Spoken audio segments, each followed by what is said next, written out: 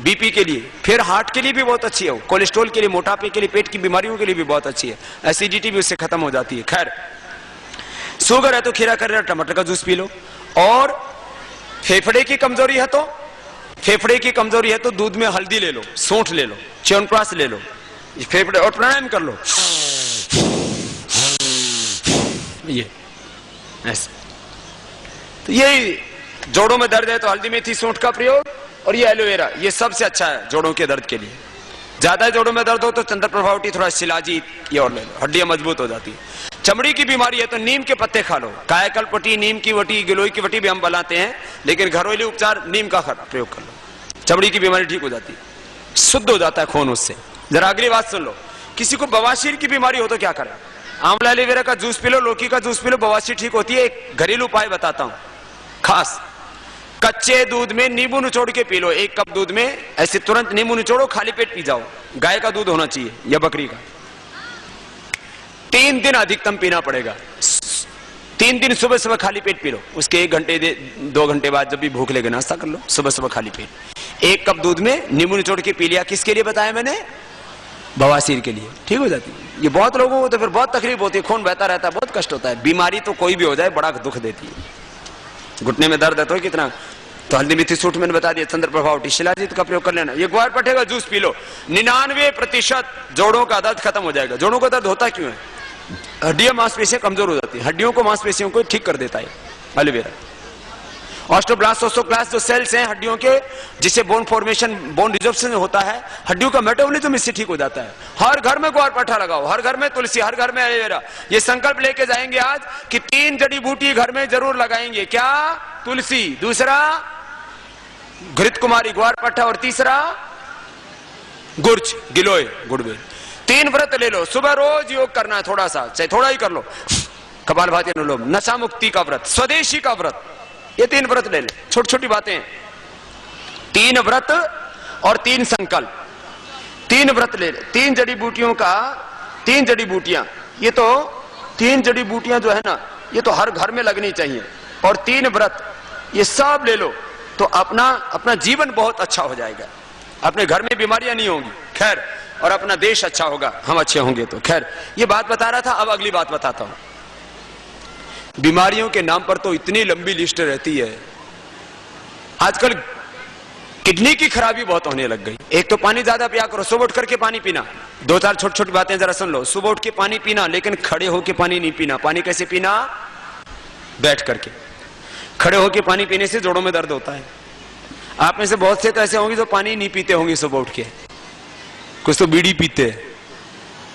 बोल बाबा बीड़ी पीना पिए, लैट्रिन नहीं उतरती। मैंने कहा गाय भैंस 5 किलो का गोबर कराए, बीड़ी पी के कराए के?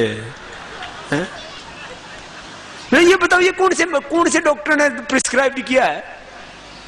ये कौन सी दवाई है कि बीड़ी पीना पिए लैट्रिन नहीं उतरती? अच्छा बताओ, बोले प्रेशर आता है, बताओ बीड़ी पी के धुआं बाहर निकालते हो या भीतर पेट में ठुस्सो हो? बोलो। तो भाई जो धुआं पेट में गया ही नहीं, उसका असर कैसे होगा? फिर तुमने तो धुआं यहां लिया और यहां से निकाल दिया। बिना मतलब की बात करते हैं कि प्रेशर आएगा बीड़ी पीने से। अरे बावड़ो, पानी पियो, ऊपर से डालो, नीचे से निकलेगा। कुछ मूत्र के रास्ते से निकलेगा, कुछ लैट्रिन के रास्ते से निकलेगा। पानी प्रेशर बनाता है, ये बीड़ी प्रेशर नहीं बनाती। सुबह उठ करके पानी पिया करो, ठीक है? सुबह उठ करके क्या पीना है? खैर, आज आपने बीड़ी सिगरेट तो ये छोड़ ही दिया है, शराब पीना का, ना पीने का व्रत ले लिया है। पानी पियो, पानी बैठ करके पीना। खड़े होकर के पानी पीने से वायु बढ़ता है शरीर में। अभी छोटी छोटी बात है। खाने के बाद तुरंत पानी मत पिया करो। भोजनांते विषम मारी, भोजन के बाद पानी क्या होता है? विष के समान। सूखा भोजन है तो बीच में थोड़ा, और बिल्कुल ही सूखा भोजन है तो थोड़ा थोड़ा पानी ले सकते हो। लेकिन जो साधारण भोजन करते हैं उसके आधा घंटे बाद, गर्मी में आधा, सर्दी में 1 घंटे बाद थोड़ा थोड़ा पानी पीना चाहिए। दिन भर में कितना पानी जाना चाहिए शरीर में? कितना? 3 से 4 लीटर लिक्विड जाना चाहिए शरीर में, नहीं तो बेकार हो जाएगा पेट। सुन लो, ये छोटी छोटी बातें। खाने के 1 घंटे बाद फिर दिन में 3-4 बार पानी, 3 से 4 लीटर पानी जरूर जाना चाहिए लिक्विड के रूप में। चाहे वो दूध पी लेते हैं या छाछ पी लेते हैं तो कितना पी लेंगे? आधा लीटर पी लेंगे। फिर भी 3 से 3.5 लीटर तो पानी चाहिए आपको। तो 3 से 4 लीटर पानी पीजिए, किडनी की कभी कोई खराबी नहीं होगी, पेट की कभी कोई खराबी नहीं होगी। और मुंह में पानी भर के, सुनो देखो, ऐसे पानी भर के ऐसे मुंह पे छींटे मारना, इससे दो फायदे होंगे। एक तो आंखों पर जिंदगी में कभी चश्मा नहीं चढ़ेगा, एक आंखों के नीचे से कालीमा नहीं आई। दो काम हो गए। दूध के साथ नमक नहीं खाना, चमड़ी की बीमारी होती है उससे।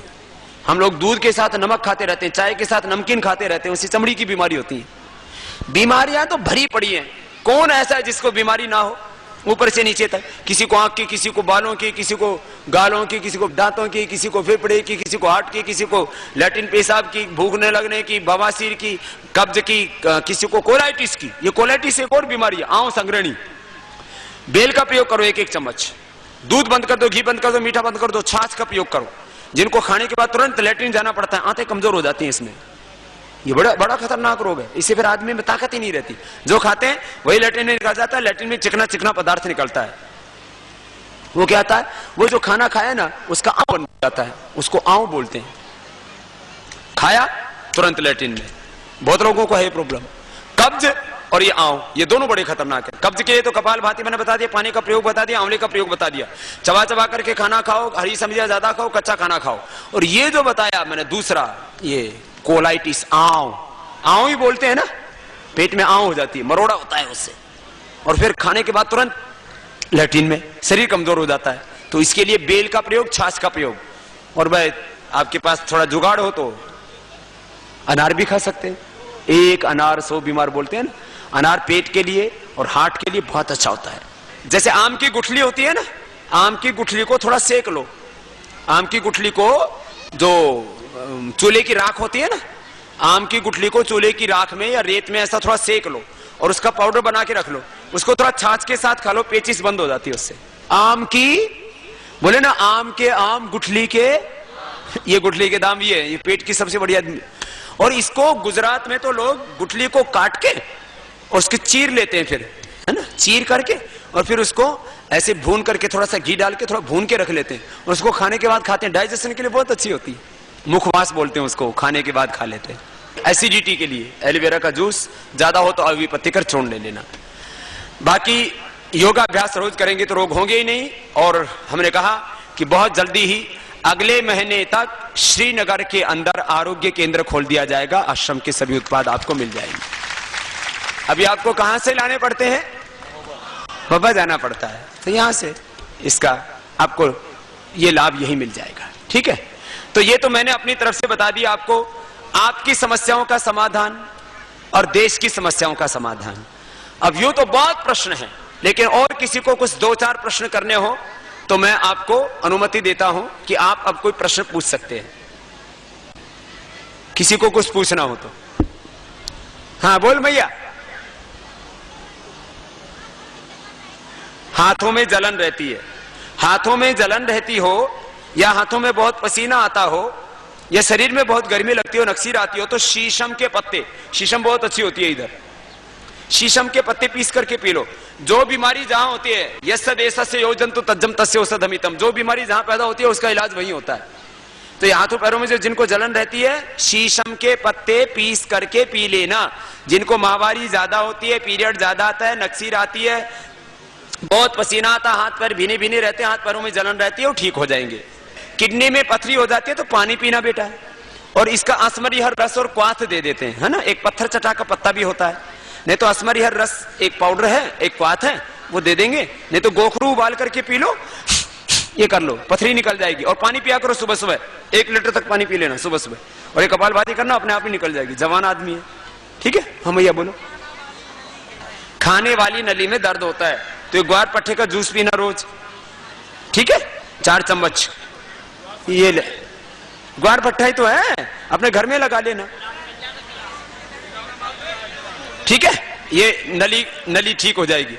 चमड़ी की बीमारी के लिए थोड़ी देर पहले नीम का बताया था, नीम और गोमूत्र, नीम और गोमूत्र मिला के लगा लो, और कायाकल्प वटी, नीम वटी, नीम की पत्ती गोमूत्र तो लगाना, नीम की पत्ती खाना, नीम की गोली, कायाकल्प की गोली खा लेना, और प्राणायाम करना।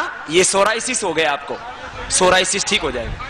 पैरालाइसिस के लिए अनुलोम विलोम आधा घंटा करने से, मेधावटी, शिलाजीत रसायन ये लगातार खाएं, कोई नहीं, ये ताजा है तो 15 दिन में, पुराना है तो महीना 2-3 महीना लगेगा, पैरालिसिस ठीक हो जाएगी। पेट दर्द होता है, पेट दर्द होता है तो पिंडली दबाया करो। ये पिंडली दर्द होती है इसीलिए होती है, इसका इलाज है यहाँ।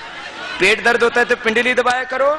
और ये जो ग्वार पट्टे का जूस है ना, ग्वार पट्टे का रस थोड़ा सा नमक डाल के पी लिया करो। और सुबह सुबह मेथी की फांकी लिया करो 2-1 ग्राम मेथी, पेट दर्द होगा ही नहीं। और ये किया करो, कमर भी दुखेगी वो तो उसका असर होगा ना वायु का, ठीक हो जाएगी। मेथी, ग्वारपाठा और पिंडली दबाना। 100 ग्राम बादाम, 20 ग्राम काली मिर्च, 50 ग्राम खांड। 100 ग्राम क्या बोला? बादाम, 20 ग्राम काली मिर्च और 50 ग्राम शक्कर खांड। इसका पाउडर करके 1 चम्मच रात को खा लो। सर्दी जुकाम नजला कितना ही पुराना हो 100% ठीक हो जाता है। लीवर के लिए एक तो ये है ग्वारपाठा, नमक डाल के ग्वारपाठा ले लेना, ठीक है। और दूसरा एक सर्वकल्प क्वाथ आता है आश्रम का, वो सर्वकल्प क्वाथ वहां सेंटर से मिल जाएगा, पीने की एक दवाई है सर्वकल्प क्वाथ, वो ठीक कर देगा। श्वास उखड़ती हो तो फेफड़े कमजोर हैं तो सुबह उठ के दौड़ लगाया कर, प्राणायाम किया कर, ठीक हो जाएगा। हाँ, छोटी सी बात है। देखो तुम्हारे सब लोगों की एक इलाज मैंने बताया, सुबह उठ के योगाभ्यास करोगे तो 99% बीमारी नहीं होगी। सुबह उठ के योगाभ्यास करना शुरू कर दो और सुबह सुबह आस्था देखा करो, उसके ऊपर सब इलाज बताते हैं। पैर दर्द होता है, पैर दर्द इसलिए होता है लीवर कमजोर है, आंतें कमजोर होने से पैर दुखते हैं, पिंडली। तो कपालभाति करना तो पैर दुखने बंद हो जाएंगे। बच्चों के बहुत दुखते हैं पैर। मिर्गी दौरे के लिए अनुलोम विलोम प्राणायाम और मेधावटी करा, मेधावटी। बोले भारत माता की वंदे, जोर से तो बोलो वंदे। श्रीनगर वासियों को नशा मुक्ति और स्वस्थ जीवन जीने की राह दिखा स्वामी जी चल दिए अपने अगले पड़ाव की ओर। लेकिन राह में पड़ने वाले जैतपुर गांव के लोगों ने स्वामी जी के काफिले को रोककर फूलों की वर्षा कर स्वागत किया। तत्पश्चात ग्रामवासियों को संबोधित करते हुए स्वामी जी ने कहा कि हमें विदेशों में जमा काला धन वापस लाकर देश को समृद्ध बनाना है। सुबह उठ के ये करेंगे तो सबके चेहरे पर तेज रहेगा, सबके चेहरे चमकेंगे हीरे की तरह। अभी तो बहुतों के फ्यूज उड़ गए, किसी के फंसे हो गए, किसी का काला पड़ गया है, किसी को और कुछ हो गया तो बोलते हैं बाद में फिर क्रीम पाउडर लगाते हैं। फेयर एंड लवली लगाने से कोई गोरा होने वाला नहीं। तो सबको क्या करना है, सुबह उठ करके जो योग करता है उसका शरीर अच्छा रहता है, स्वस्थ रहता है। जो योग करेगा उसका मन भी अच्छा रहेगा, और तन और मन अच्छा रहेगा तो विचार तो आदतें भी, तो फिर तो पूरा जीवन ही अच्छा हो जाएगा। तो एक काम तो सबको योग करना है, तो अपना कर्म ही अपना। एक तो ये बात। अगली बात, भारत देश गरीब है कि अमीर? गरीब। अमेरिका गरीब है कि अमीर? क्यों? इतना पैसा है तुम्हारे दिमाग में गिना भी नहीं जाएगा। अभी मैं रास्ते से आ रहा था तो देख रहा था गांव के जो बच्चे पढ़ने के लिए स्कूल नहीं और पढ़ाई के बाद नौकरी, तो क्या करोगे? गांव के बच्चे गांव छोड़ करके जा रहे हैं, कहाँ जाएंगे? दिल्ली, मुंबई। वहां भी तो अगर बन जाएगी फिर कहाँ जाएंगे? हाउसफुल। हमारे यहाँ पर पैसा ज्यादा आ जाए तो सारी दुनिया नौकरी करने कहाँ आएगी? और अपने लोगों के लिए नौकरियों की कमी, ये अपने देश में ताकत है, ठीक है ना।